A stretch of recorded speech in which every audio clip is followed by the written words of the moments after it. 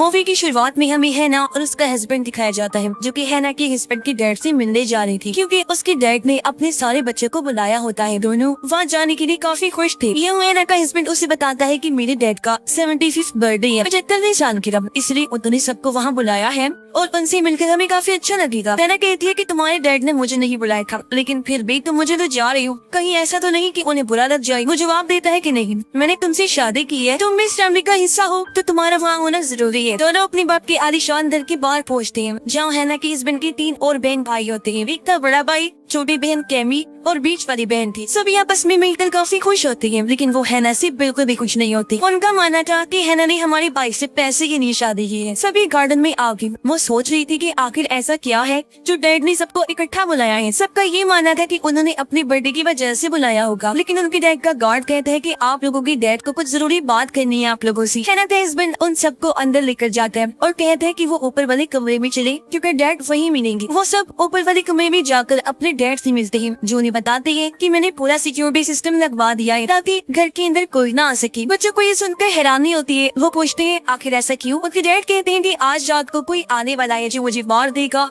और उन 5 को बड़ी हिफाजत करनी हो ताकि वो मुझे मार ना सके। ये सुनकर सब बच्चे हैरान हो गए और सोचते हैं कि आखिर कौन आएगा। डैड उनसे कहता है कि मैं इस बारे में तुम्हें नहीं बता सकता। बच्चे कहते हैं कि मजाक करना बंद करें और सच बताएं कि आखिर वो ऐसा क्यों कह रहे हैं। वो कहते हैं कि मजाक नहीं, बल्कि तुम इसे बिल्कुल सीरियस लो, क्योंकि अगर मैं आज रात मरता हूँ तो ये चीज तो तय हो चुकी है कि मरने के बाद मेरी सारी प्रॉपर्टी किसी चैरिटी की हो जाएगी, ना कि मेरे बच्चों की। लेकिन अगर मैं जिंदा रहा तो अपने प्रॉपर्टी को तुम सब में बांट दोगा। तुम्हें बस आज रात मुझे महफूज रखने के लिए कुछ भी करना है। ये सुनकर सब हैरान हो जाते हैं और सोचने लगती है कि आखिर वो ऐसा क्यों कह रही है। लेकिन तभी वो अपने गार्ड को हुक्म देते हैं कि अब तुम जा सकते हो। और जब गार्ड वहाँ से गया तो सारे खिड़की दरवाजों को अच्छे से लॉक कर देता है ताकि कोई भी वहाँ से ना अंदर आ सके और ना ही कोई बाहर जा सके। और वो सब नीचे जाकर बात करने लगती है कि आखिर डैड को ऐसा क्या हो गया है कि वो ऐसी बातें कर रहे हैं। तो उन सबको लगता है कि शायद डैड हमें आजमाना चाहते हैं। उन्हें नहीं लगता कि यहाँ कोई भी आएगा उन्हें मारने के लिए, क्योंकि सारे खिड़की दरवाजे तो पहले ही लॉक दे। तभी हैरान से कहती है क्या पता डैड सच बोल रही हूँ, अगर ऐसा है तो उन्हें उनकी जान बचानी होगी। वो सब इस बात को नजरअंदाज कर देते हैं और अपने अपने रूम में चले जाते हैं। कैमी सबसे पहले शराब वाले रूम में गई, जहाँ पर ढेर सारी शराब की बोतलें रखी हुई थी। और जब वो शराब ले रही थी तो अचानक उसी कमरे में से कुछ आवाज आती है, जो सुनकर वो काफी डर गई।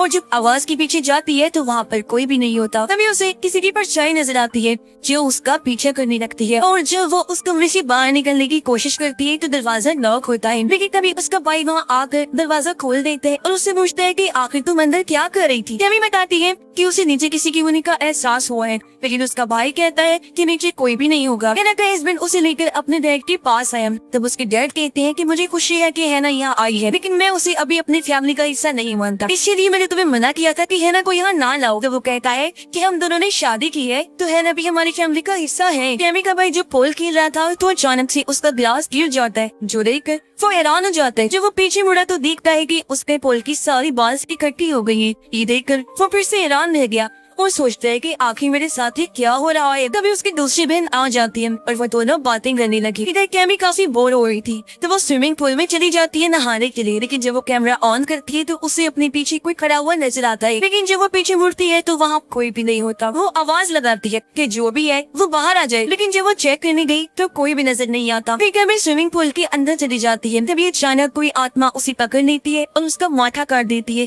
जिससे उसका खून निकलने लगा। आत्मा उसे स्विमिंग पूल में फेंक देती है, जिससे उसकी मौत हो जाती है। कैमी के बहन भाई आपस में बात कर रही थी कि आखिर उनके बाप ने ऐसा क्यों किया और उनकी क्या प्लानिंग है। लेकिन तभी वहाँ हैना का हस्बैंड आ जाता है, जो सुन लेता है कि वो उसकी बीवी के बारे में बुराई कर रही थी। तभी उन्हें एहसास हुआ कि कैमी यहाँ नहीं है। और जब वो नीचे गई तो उन्हें कैमी की लाश मिलती है, जो देखकर वो हैरान तो हो जाते हैं और सोचती रहती है कि आखिर किसका काम होगा।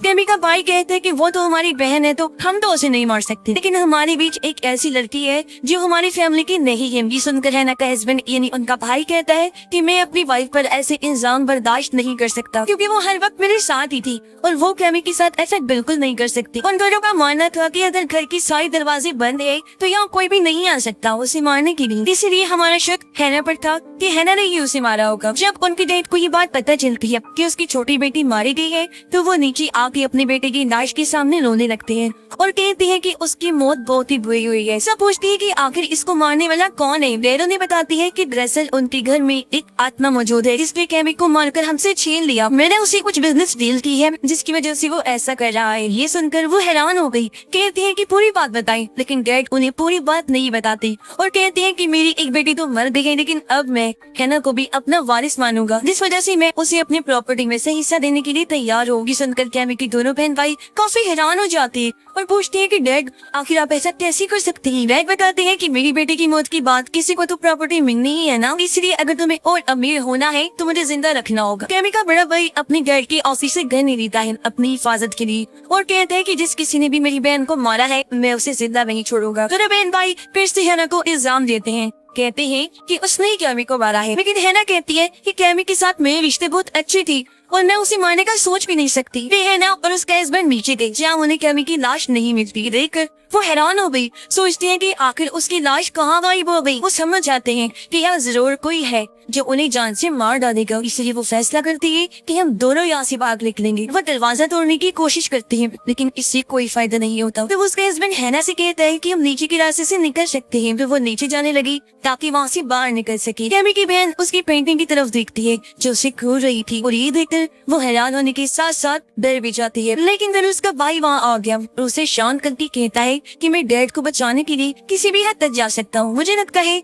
कि हैना और हमारा भाई मिलकर ये सब साजिश करेंगे ताकि वो अमीर हो सके और डैड की प्रॉपर्टी की वारिस बन सके, लेकिन हम दोनों ऐसा होने नहीं देंगे। हैना और उसके हस्बैंड नीचे थे, वो बाहर जाने का रास्ता ढूंढते हैं तो उन्हें पता चलता है कि हर जगह लॉक्ड है। तभी हैना का हस्बैंड एक लॉक खोलता है और कहता है कि इसमें थोड़ी सी जगह है निकलने की, जिसमें से हैना निकलने लगी ताकि बाहर जाकर मदद ला सके, लेकिन वो निकलने की बजाय वहाँ अटक जाती है। उसे दूसरी तरफ बाहर कुछ नजर आता है जो देखकर वो डर जाती है। अपने हस्बैंड से कहती है कि मैंने किसी को देखा है। वो हैना को छुड़वाता है और उसे लेकर भागने लगता है। जब वो दरवाजा बंद कर रही थी तो अपने सामने एक डीमन को देखते ही उसे देख वो हैरान होती है और सोचती है कि आखिर ये क्या चीज है। इससे पहले वो उनके पास आता वो दोनों भागकर लॉकर में चले जाते हैं, लेकिन तभी कैमी की बहन भाई उस लॉकर का दरवाजा बंद कर देते हैं ताकि वो बाहर ही ना आ सके। देखकर वो परेशान हो गई। हैना का हस्बैंड उसे कहता है कि अगर यहाँ का टेम्परेचर 0 डिग्री से कम होगा तो हम मर जाएंगे। यहाँ पर ऑक्सीजन लेवल बहुत कम है, इसलिए हमें किसी भी हाल में यहाँ से बाहर निकलना होगा। वो दोनों कोशिश करने लगती है वहाँ से बाहर निकलने की, लेकिन वो नाकाम रहे। कैमी की बहन भाई जब आगे बढ़ी तो उन्हें किसी की आवाज आई। कैमी की बहन जब देखने आगे बढ़ी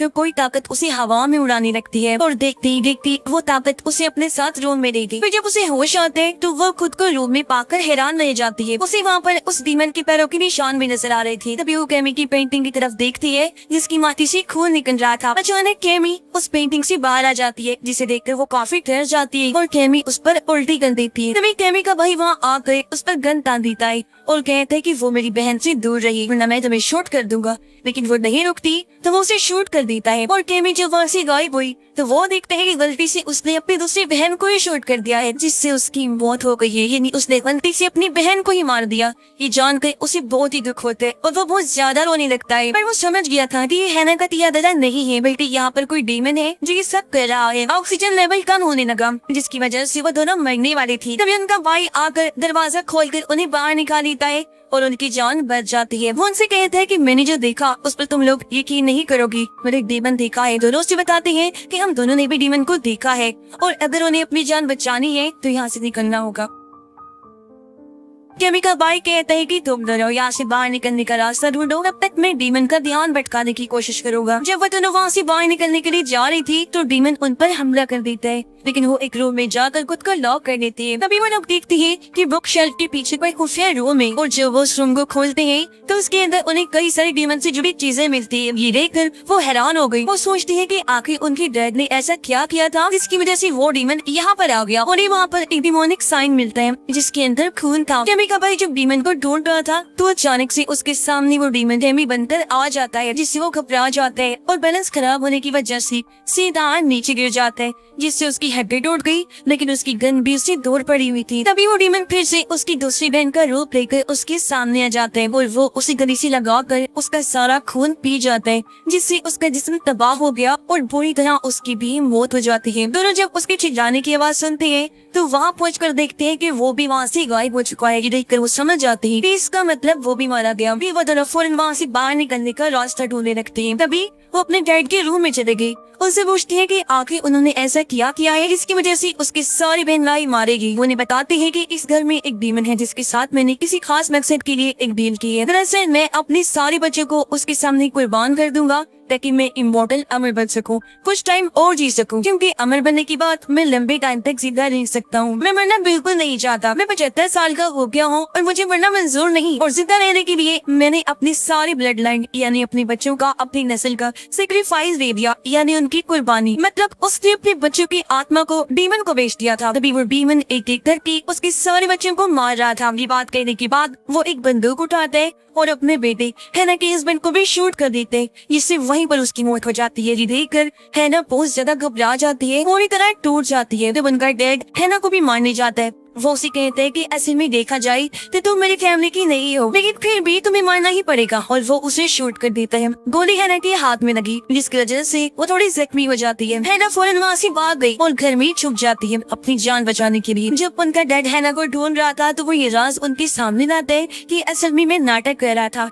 कि मैं तुम्हें भी अपनी फैमिली का हिस्सा मानता हूँ, मैं तुम्हें कभी अपनी फैमिली नहीं बना सकता। और मैंने अपने बेटे को बोला भी था कि वो लड़की यानी कि तुम उसके लायक नहीं है, लेकिन उसने मेरी बात नहीं मानी और तुमसे शादी कर ली, जिससे मुझे बहुत ही बुरा लगा। तभी हैना को वहाँ पर बंदूक मिल जाती है, जिसे उठाकर वो उसके डैड को शूट कर देती है। और तभी एक फर्नीचर उसके ऊपर गिर गया, जिसके नीचे वो अटक जाता है। हैना उसे बताती है कि असल में तुम्हारा बेटा और मैं तुम्हारे लिए एक बर्थडे गिफ्ट लेकर आए थे, लेकिन हम दोनों ने वो गिफ्ट अभी तक तुम्हें दिखाया नहीं, और अब जब तुम मरने वाली हो तो मैं तुम्हें वो गिफ्ट दिखाना चाहती हूँ। वो फौरन उसे गिफ्ट दिखाती है, जिसके अंदर एक अल्ट्रासाउंड की तस्वीर थी। वो बताती है कि असल में मैं माँ बनने वाली हूँ। जो बच्चा आपके बेटे का है यानी आपका पोता, तो ये आपका ब्लड लाइन है। मतलब कि तुम अपनी फैमिली के आखिरी मेंबर नहीं हो, बल्कि ये बच्चा है। तो तुम्हारी ब्लड लाइन में तुम्हें जिंदा रहने का हक नहीं है, बल्कि मेरे पेट में पल रही बच्चे को है, जो कि तुम्हारी प्रॉपर्टी का मालिक बनेगा। मतलब कि असूल के हिसाब से उसके पेट में जो बच्चा है वो इमॉर्टल होगा, क्योंकि उनका बाप तो मरने वाला है। भी सुनकर वो हैरान और परेशान हो जाते हैं। पर डीमन भी ये सब सुन रहा था। वो डीमन फौरन